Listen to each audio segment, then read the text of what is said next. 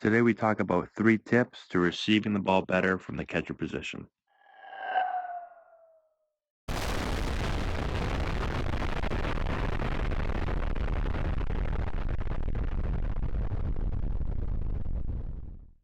Hey, what's going on, fellas? How you doing? Matt Antonelli here.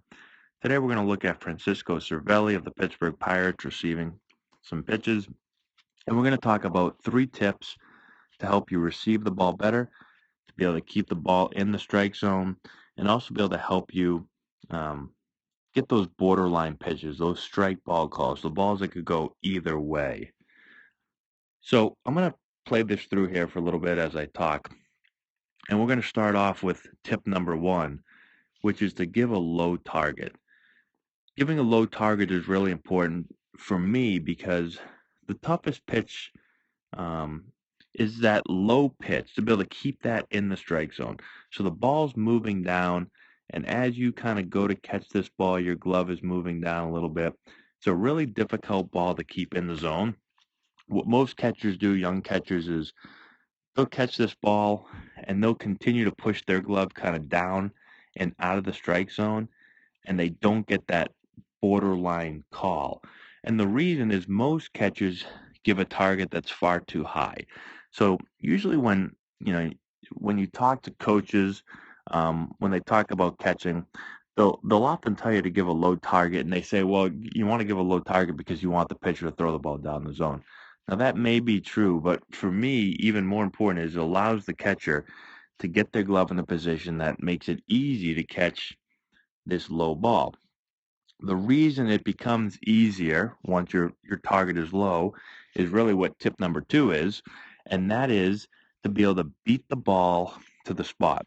So it makes sense. The lower my glove is, the shorter amount of distance I have to go to try to beat the ball to the spot. So when I say beat the ball to the spot, basically wherever the ball is being thrown, if the ball is low, I want to try to beat the ball there so that I can catch it and get my glove not going down anymore, but actually beat it so that my glove can slightly come back up. If the ball is on the inside corner, I want to beat the ball to the spot that way, or this way or that way, depending on where the pitch is. So I've got to be able to get there before the ball arrives so that I can catch this ball and get my glove, boom, to stop right there. And you can see when he catches this ball, he gets there before the ball.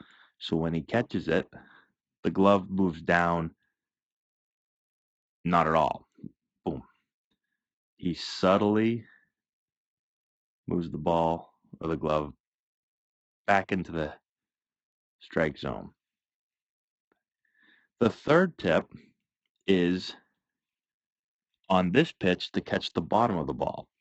So if the ball is down, I want to beat the ball to the spot, and I want to try to catch the bottom of the ball to stop the ball in its tracks and to get my glove again to not move down anymore. If the ball is in here, I want to catch the inside part of the ball. If the ball is outside corner, I want to catch the outside part of the ball. If the ball is up, I want to try to catch the top part of the ball. So I'm always trying to catch the ball so that I can work it back into the strike zone. So if here's the ball, if the ball's down, I'm catching this part of the ball. If the ball's up, I'm catching this part of the ball. If the ball's into a righty, I'm catching this part. If the ball's out to a righty, I'm catching this part. And that allows me to keep the ball centered and keep it in the strike zone. If the ball is thrown outside corner and I catch this side of the ball, I'm going to push the ball out that way. If the ball's in here and I catch the inside instead of the outside part of the ball, I'm going to push the ball out of the zone that way. If the ball's up and I catch the bottom, I'm going to push it up out of the strike zone. And the same thing if the ball's down and I catch the top, I'm going to push the ball down. So all 3 of these tips really work in conjunction with each other. So I want to give a low target so I can catch that tough ball, right?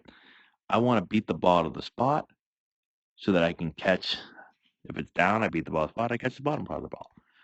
So if you're able to do all these 3 things, you're going to be well ahead of the game and well ahead of most catchers when it comes to receiving the ball. And again, Receiving is the most important skill when it comes to catching. So you're going to receive the ball more than you do anything. There's going to be 120 pitches or so in a game. So that gives you 120 chances to receive the ball, right? You may only block a ball 5 times in a game, maybe 10 times if the ball's really, pitcher's really throwing balls in the dirt. You may only throw the ball 1, 2, 3 times a game. There might be some games where you don't throw the ball at all. So make sure that you're paying attention to receiving and you're working on it, right? Because that is the skill that you're going to need to use the most in a game. Most catchers end up thinking that they need to work on their throwing because that's kind of the sexy thing, right? And then they're blocking, and that's all they want to work on in practice, when you should be devoting most of your time to what you're going to have to do most in the game. And those subtle things that we talk about, those 3 tips, if you work on those every day, well, then you're going to be able to do things like Cervelli does here. He makes this pitch look, I mean, that's a tough pitch, and he presents that so well to the umpire when a lot of guys are going to push that out of the zone and they're going to take that borderline pitch at the bottom of the knees and they're going to make that look like a ball. And now instead of 0-2 in this particular count or situation, it's now 1-1, right? And one pitch can often flip an at bat. So every single pitch is really, really important. So let me know if you have any questions in the comment section below. Hopefully this makes sense to you guys. Share the video, subscribe to the channel, send it to all your friends. Also, be sure to check out our Instagram page, Antonelli Baseball, and our Twitter feed, Antonelli9, where we're posting tons of instructional videos every day. Also, check out the description box below, where we've put links to training tools and books that we've been reading or using over the past few months or even years that I found really helpful that we use with our players. I think you guys will enjoy them, get a lot of use out of them. Again, good luck to you guys. Let me know if you have any questions, and we will talk to you later.